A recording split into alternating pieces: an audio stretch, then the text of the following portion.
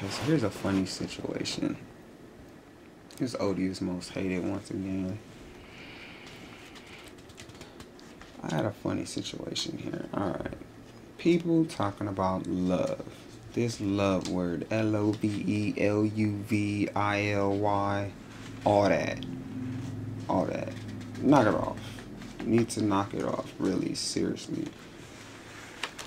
You know, I got something I want to present to you that I think pretty much everyone can relate to, but you don't really want to see it that way. You don't want to realize it. You know, you want to hold on to the romance. You know, Shakespeare killed it for humanity, seriously, and everyone like him. Cause that crap is not real. This is a little, I don't know what you want to call it, a philosophy. Call it an eye-opener. That's what I call it. Hope it's an eye-opener. It's called The Parameters of Lust and Love. Get over yourself. I present to you a typical scenario which I have encountered too many times.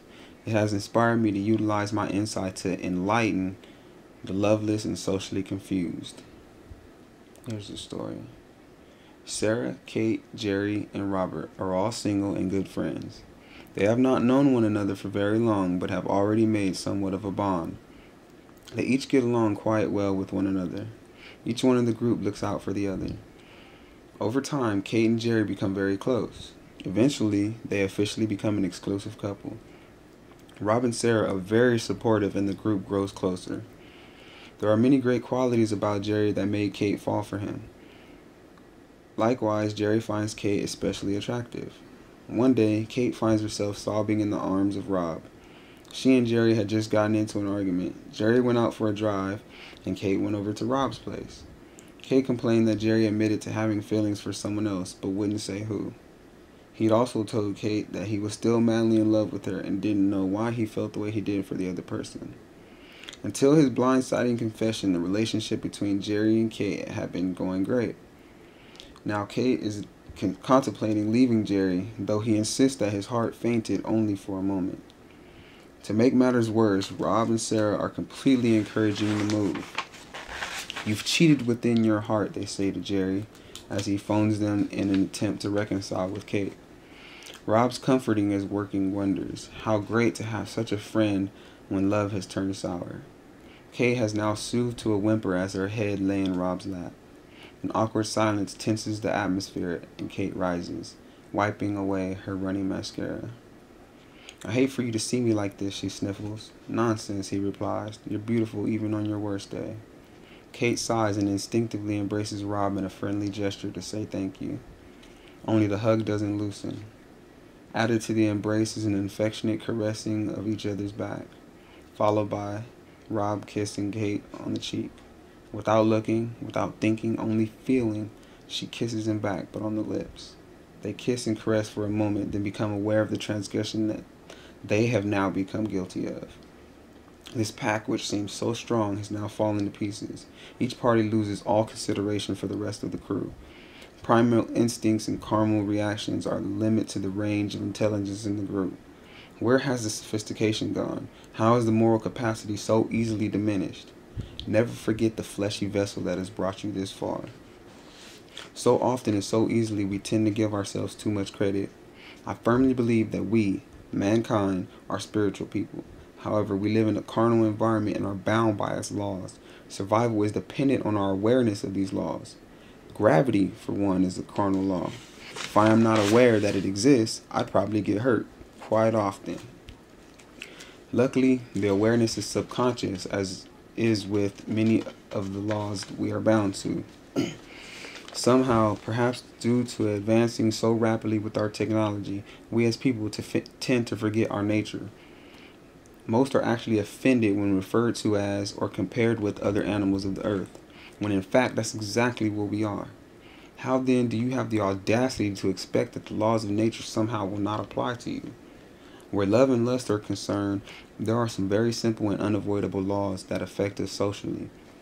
If only we were humble enough to realize that our ideals are a futile attempt to disregard the laws of nature. When it pertains to relationships, we all too often want and expect more than any person is capable of. I don't know how our society has manufactured these concepts of what a relationship should be like. The fact remains that our idealistic relationship is a fantasy. We have in our minds birthed love into an entity. The entity, we believe, acts and reacts to individual situations and is dependent upon the individuals involved. This is far from the reality of what love really is, which is why it is so often confused with lust. Very similar, but not the same at all. Love is dependent on nothing. It needs nothing and it wants nothing. It has no boundaries nor limitations. Love cannot be controlled nor contained, and any attempt to do so will only cause emotional stress and confusion. Love simply is. In trying to explain it, you will find that you are describing other thoughts and emotions such as lust. Now, lust is usually an obvious one. It is dependent on many things such as your preferences, which are in themselves dependent on everything you have encountered in life and the effect those encounters had on you. Lust becomes a tricky emotion to label when it feels so good, so pure, and becomes so influential that you will undoubtedly confuse it for love. Its apparent purity is the leading reason for two people to feel that they are meant for each other and in love. Quotations under both of those. The two aforementioned phrases are just as impossible as they are commonly said by or about two people in an intimate relationship. No one person is meant for another. Either you are compatible or you're not. As mentioned before, love is what it is. There aren't any variations or degrees of love. Either you love someone or you don't.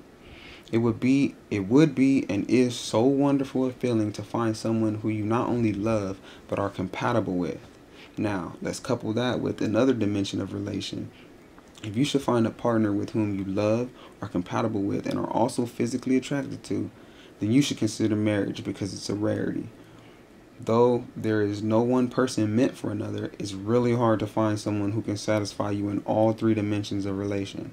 To clarify, the dimensions of relation are the general qualities of a person in relation to your own qualities and desires. To put our little scenario into perspective, Jerry and Kate had high hopes based on unrealistic standards. Jerry was aware of his nature, yet consumed with guilt because mankind's ego has made such feelings taboo as they represent the feelings of an animal. With clarity removed by the intense feeling of betrayal, Kate had also succumbed to her primal self. In disappointment of their inability to leash and regulate love itself, they instinctively reverted to the very thing which they'd found so beneath them. In short, you cannot control who you love, and you cannot help who you are attracted to. Some things are an acquired taste, but they are still your taste. One does not choose to like the taste of vanilla and dislike chocolate, or to prefer the color blue versus red. Likewise, we cannot decide whose appearance will appeal to our senses. The fact is that love is irrelevant. It is a great thing and should be shared, but that's just the point. It should be shared. Stop thinking anyone can give you all their love. It is a selfish expectation to think that anyone could or should do so. If you're being satisfied in even two of the dimensions of relation, then rejoice because you're doing better than most.